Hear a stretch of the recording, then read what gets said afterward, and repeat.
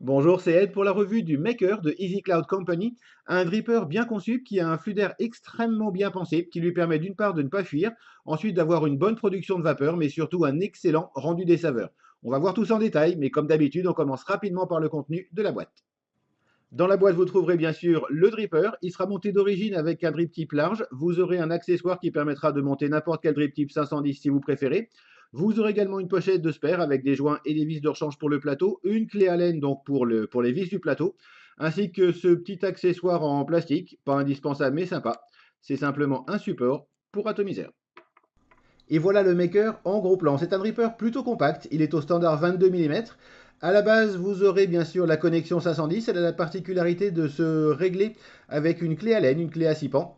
La connexion ressort suffisamment pour passer sans problème sur tous les modes, mais un petit peu juste si vous voulez le mettre sur une connexion hybride par contre. Au-delà de ça, absolument aucun souci avec cette connexion. C'est passé sans problème sur tous les modes sur lesquels j'ai essayé de le mettre. Et globalement, encore une fois, les finitions et les filetages sont très très bons sur ce dripper. Pas de trou de flux d'air sur le corps du dripper lui-même, uniquement le logo, donc Maker. Et le flux d'air en fait se fait par le dessus. On va le voir en enlevant le drip tip. Le flux d'air donc passe par les deux séries de trous que l'on a en haut de la taux et ressort au milieu, on verra tout à l'heure. Pour régler le flux d'air, donc on peut se servir du drip tip, soit ici en position complètement ouverte, ou en le tournant comme ceci. Si vous voulez aller jusqu'à un seul trou, globalement vous pourrez avoir une inhalation indirecte, donc c'est-à-dire la vapeur d'abord dans la bouche puis dans les poumons, correcte en mettant donc le flux d'air réglé sur un seul trou. Clairement, c'est un dripper qui est prévu pour l'inhalation directe, donc la vapeur directement dans les poumons.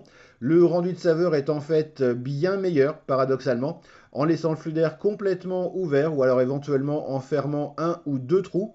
C'est clairement la position qui vous permettra d'avoir le meilleur rendu des saveurs. Et encore une fois, il est excellent sur cet ato. Le dripper est donc a priori monté avec un drip tip très large. Vous aurez dans les spares cette petite pièce en métal qui permet de monter n'importe quel drip tip 510 si vous préférez donc les drip tips un petit peu plus fins, comme celui-ci par exemple. Vous réglerez le flux d'air exactement de la même manière, donc ce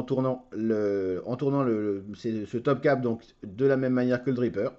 Ça fonctionne exactement de la même manière. Le rendu de saveur est un petit peu différent, forcément, du fait d'utiliser un drip tip plus fin. Là, c'est vraiment une question de goût. N'hésitez quand même pas, si vous mettez un drip tip 510 classique, à en prendre un plutôt en synthétique. Le lato va quand même pas mal chauffer, surtout si vous le montez en double coil. Et le fait d'avoir un drip tip qui isole plus de la chaleur est quand même plus agréable. C'est un des avantages donc, du drip tip large. Au-delà du fait qu'il a plutôt, à mon avis, un rendu de saveur un petit peu supérieur. Inconvénient de ce drip tip très large, évidemment, on peut avoir quelques gouttes de liquide chaude qui remontent, qui remontent vu le diamètre de ce drip tip. Autrement, c'est plus une question de goût. Vous ferez à votre goût, justement. Autre avantage du drip type large, en fait, c'est qu'il permet de dripper plus facilement. Si vous voulez peindre directement, donc mettre le liquide directement sur le coton avec une pipette, il suffit d'enlever le drip type large et ça se fait vraiment très facilement. C'est un petit poil plus compliqué avec l'adaptateur 510. Si vous préférez dripper directement donc à l'intérieur du drip tip, c'est super facile avec ce drip type large. Et en fait, le Easy Cloud Company, donc qui fait le maker, est en fait la même boîte qui fait l'Easy Dripper. Je ne sais pas si vous avez déjà entendu parler de ce système.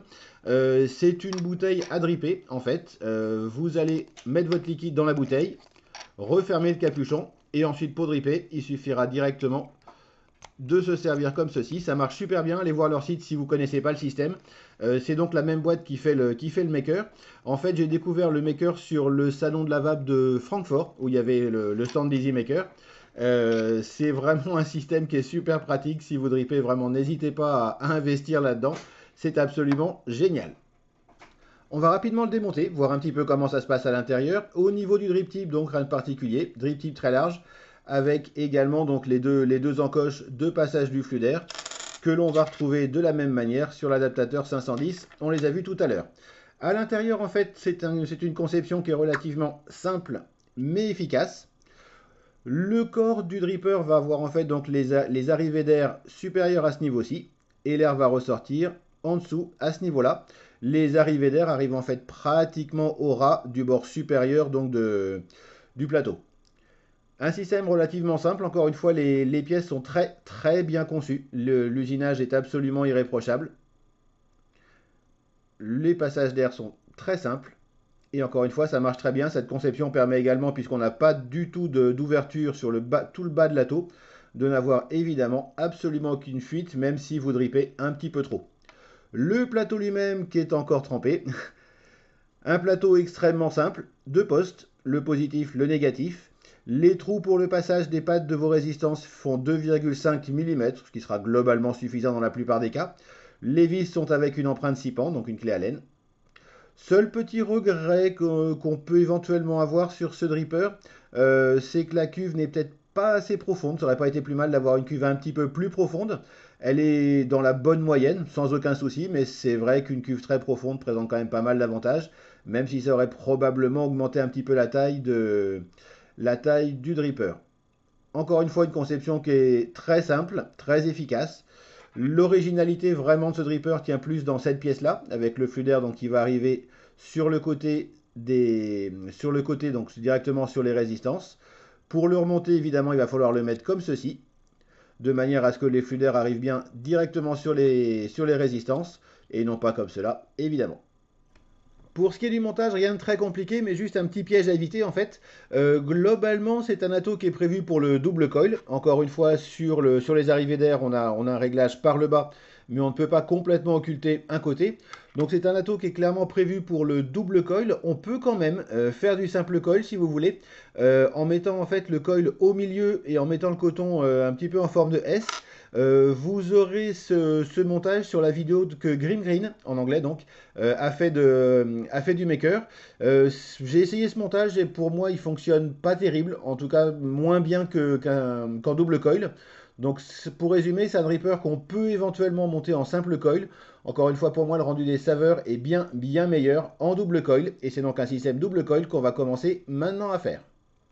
Pour ce montage, j'ai réalisé deux coils en Cantal de 0,40 sur un axe de 2,5 mm, 7 tours pour une résistance au final de 0,44 ohms.